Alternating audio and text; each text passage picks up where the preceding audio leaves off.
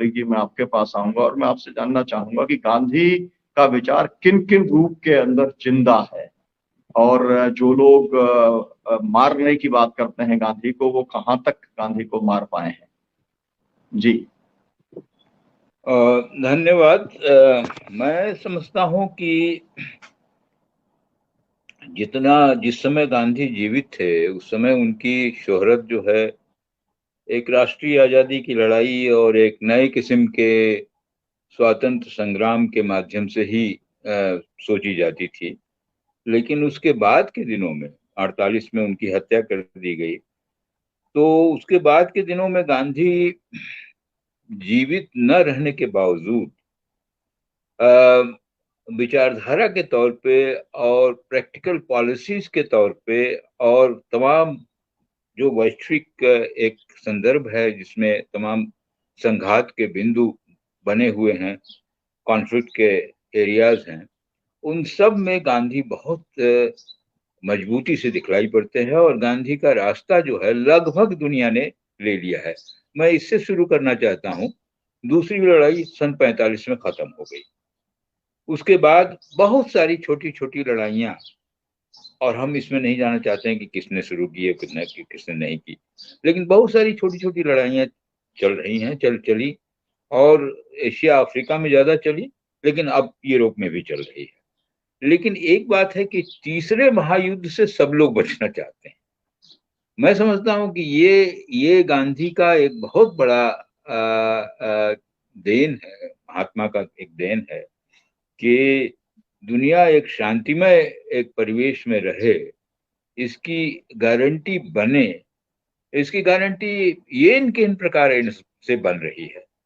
और लोग कहेंगे कि साहब इसमें गांधी की क्या भूमिका है, गांधी तो नहीं करवा रहे हैं, यहाँ उनके विचारधारा के अनुसार तो कोई रूस में या यूक्रेन में कोई, या बिडेन साहब उसके विचारधारा वाले तो नहीं है। तो मैं एक विचारधारा को महज किसी व्यक्ति से जोड़कर ही नहीं देखता हूँ। विचारधारा जब बन जाती है तो वो अपने में एक शक्ति बन जाती है, अपने में एक प्रोसेस बन जाती है, और वो इंडिपेंडेंटली काम करती है। तो गांधी का जो एक नजरिया था, महात्मा का जो एक नजरिया था, वो नजरिया कहीं ना कहीं हमको साफ तरीके से दिखाई पड़ती है।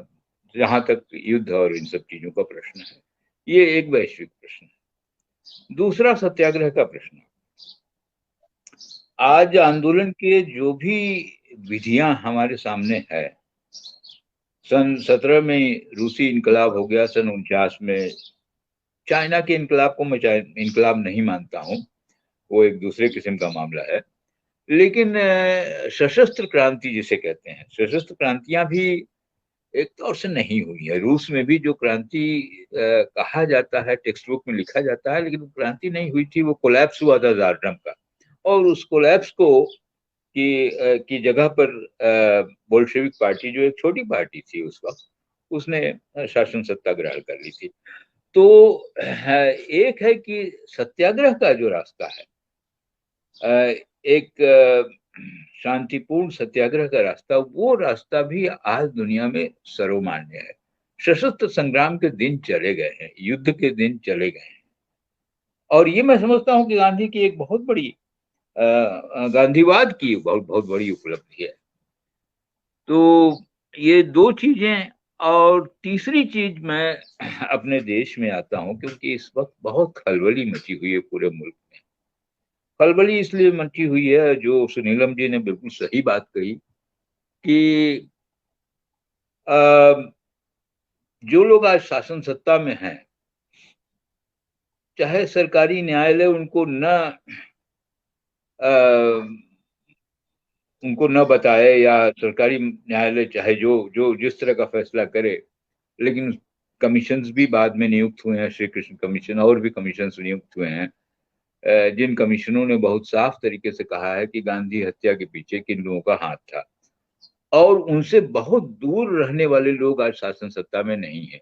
लगभग वही लोग हैं, उनकी दूसरी पीढ़ी है, जिन लोगों ने गांधी हत्या का अंजाम दिया था। सावरकर, नाथूराम गोडसे कार्यकर्ता थे, लेकिन ये बात बिल्कुल सही कही है सुनीलम जी ने कि उनको आखिर ये विचार भरे कौन। किसने भरा? हिंदू महासभा, राष्ट्रीय स्वयंसेवक संघ, ये तमाम संगठन थे, और सावरकर बहुत मजबूती से। तो ये जो एक वातावरण बना हुआ है देश के अंदर, और ये वातावरण को इन्होंने परिभाषित किया है कि ये राष्ट्रवाद का एक नई शुरुआत है। मैं समझता हूं कि ये राष्ट्रद्रोहिता का सबसे बड़ा शुरुआत है। मैं 2 दिसंबर 1992 जब बाबरी मस्जिद तोड़ी गई, तो उस दिवस को मैं मानता हूं कि एक ऐसा राष्ट्रवाद बनाने की फिर से कोशिश की गई सन 46-47 के बाद, जिसमें इस पूरे के पूरे राष्ट्र की जो मूल धारणा थी, जो गांधीवादी धारणा से ही बनी हुई थी, सर्वधर्म समभाव, उसको तोड़ा जाए। तो मैं तो इसको राष्ट्रद्रोह मानता हूं, इसको राष्ट्रवाद नहीं मानता हूं। जो जो ये राष्ट्रवाद की बात कहते हैं वही राष्ट्रद्रोह है। तो एक तो ये हुई, और दूसरी बात मैं एक बात कहना चाहूंगा कि बनाना बड़ा कठिन होता है, तोड़ना बड़ा सरल होता है। तो तोड़ दिया जा सकता है, ठीक है। अब सर्व सेवा संघ और गांधीयन इंस्टीट्यूट का जो परिसर है, उसका जो आसपास का इलाका है, सब बुलडोजर लगा के तोड़ दिया लोग। तोड़ना कोई बहुत ये नहीं है, उसमें जज साहब भी गायब हो जा सकते हैं, सब कुछ हो जा सकता है। तो लेकिन बनाना बड़ा मुश्किल होता है। महात्मा ने बनाने की कोशिश की एक जो टूटा हुआ देश था, एक टूटी हुई जो फ्रेगमेंटेड किस्म का जो एक वातावरण था, जिसमें वो अवतरित हुए यहाँ पर 1915-16 के बीच में हिंदुस्तान में लौटे साउथ अफ्रीका से। तो और उनका पहला आंदोलन था नॉन कोऑपरेशन मूवमेंट, जो असहयोग आंदोलन था। उसमें उन्होंने खिलाफत को जोड़ा। खिलाफत और असहयोग आंदोलन दो जोड़ के एक बहुत बड़ी एक मोबिलाइजेशन का एक पॉइंट बनता है। तो ये तो बनाने की बात हुई, एक देश को कायम रखने की बात हुई, एक पूरे राष्ट्र को कायम रखने की बात हुई। तोड़ने की बात आप बुलडोजर लगा दीजिए, टूट जाएगी। मस्जिद तोड़ना है तो टूट जाएगी। अभी निश्चित तौर से ज्ञानवापी में भी कुछ होगा ही होगा, उसीलिए किया जा रहा है सब कुछ, वो तो कोई छिपी हुई बात नहीं है। मथुरा में भी किया जाएगा, बिल्कुल चल रहा है मामला सब कुछ। तो एक जो ये आज का राष्ट्रवाद है, इसको मैं राष्ट्रवाद नहीं मानता हूं, मैं इसी को राष्ट्रद्रोहिता मानता हूं, क्योंकि ये हमारी राष्ट्र की जो बुनियाद रही है सर्वधर्म समभाव, उसको तोड़ते हुए ये बनी है। जी, तो